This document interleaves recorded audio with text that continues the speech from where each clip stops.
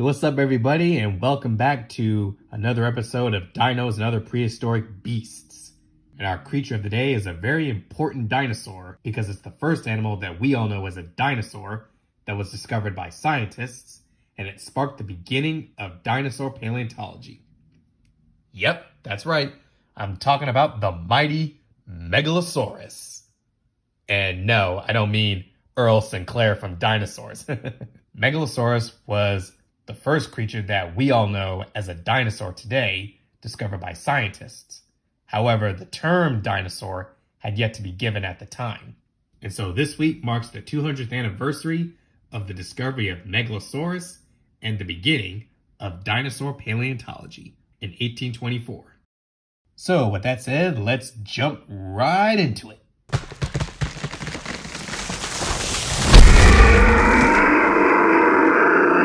Now, dinosaur fossils have actually been found throughout human history, but people didn't know what they really were, which gave rise to the idea of dragons and giants or other kinds of mythical monsters. But then in 1824, a British geologist named William Buckland, who was also professor at the Oxford University, he found a fossilized jawbone with sharp teeth, a few hip bones, and a few leg bones.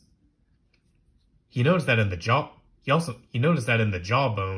he saw that some of the teeth were coming through some holes.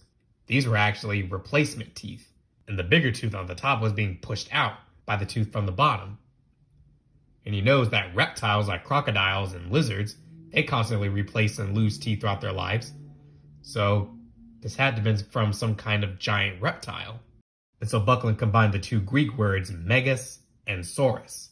Megas, which means great or big, and saurus, which means lizard or reptile. He called it Megalosaurus, great lizard. So the picture you see at the top of the screen was the very first depiction of Megalosaurus, a four-legged predatory reptile. But then a few years later, some other discoveries were made, Hylaeosaurus and Iguanodon. So now we have three types of giant reptiles. But what are they? And that's when the fossils have been brought to the Natural History Museum in London, where biologist Sir Richard Owen examined them. He realized that these were not like any creatures alive today. These creatures are now to be believed long extinct. So they must have lived a very long time ago. So he combined the names Dinos, meaning terrible, Saurus, lizard. So he called them dinosaurs, terrible lizards. This was the beginning of our fascination with dinosaurs. And so that's when people started making statues of these animals and put them in Crystal Palace Park, which you can still see them today. Now, of course, thanks to more complete fossil remains, Megalosaurus and all the other dinosaurs and the other first dinosaurs, Hylaeosaurus and Iguanodon, didn't look anything like the Crystal Palace Park statues. So Megalosaurus did not walk on four legs, it walked on two legs. Its front limbs were a little shorter, had three clawed fingers. And at first, it was believed that dinosaurs dragged their tails on the ground, which would have made them very sluggish. However, there are dinosaur trackways, but no signs of tail dragging marks. So this tells us dinosaurs did not drag their tails, they held them off the ground for balance, which would have also made them a little more faster. Alright, now for the fun part. Let's get to know Megalosaurus. First, how big was it? The fossil remains of Megalosaurus show that it was about 30 feet long, stood probably about 8 feet tall, and those razor sharp teeth in its mouth shows that this was definitely a carnivore, a meat eater. Speed-wise, Megalosaurus could probably hit speeds of around about 20 miles an hour, which is about the same speed as a grizzly bear running and a charging hippo. And even though bears and hippos, they may look big and lazy, but they can run. And chances are pretty high you would not get too far. And even though hippos are herbivores, but they're extremely territorial. Never get between an angry hippopotamus. But anyway, back to Megalosaurus. Megalosaurus lived in a time called the Mid-Jurassic period, around 167 million years ago in what is now England. During this time, the climate was much warmer than today. It was a lush, green environment. Lots of different plants and lots of different animals. And in these days, Megalosaurus was top of the food chain. It could prey on just about anything it wanted to. Sauropods, stegosaurs, ornithopods, anything it could get its teeth into. Megalosaurus did have some very sharp teeth and claws. But these teeth were much more thin and blade-like, not the strong bone-crushing teeth like T-Rex. These were thin and narrow, blade-shaped, which means they were probably not designed to go in, attack, and bite really hard, because then its teeth would break. So what Megalosaurus probably did was it would go in, take a few bites, not deep bites. So what Megalosaurus probably did was it would probably go in, attack, take a few bites, not biting very deep, and then just back off and let the prey slowly bleed to death. Once it's totally subdued, then it would deliver the killing bite.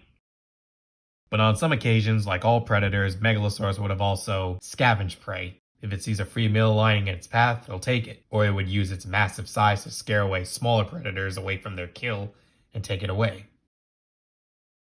Now, did Megalosaurus live in packs or hunted in packs? Well, there's no direct evidence that they lived and hunted in packs, but I would say Megalosaurus probably hunted in pairs, so at least with a mate. Which is a great survival strategy, because hunting can be dangerous even for predators. These herbivores are no pushovers. They're not going down without a fight, because hunting on your own can be dangerous. Predators can get injured and they could even die. So at least by hunting with a partner, it increases your chances of survival. Now, this is something that most humans have a hard time understanding. Predators are not bad guys. Yeah, they kill and eat the prey, but mostly we feel sorry for the prey, which is also great. Yeah, we're supposed to. But we have to understand both sides. It's all about survival. There are no bad guys.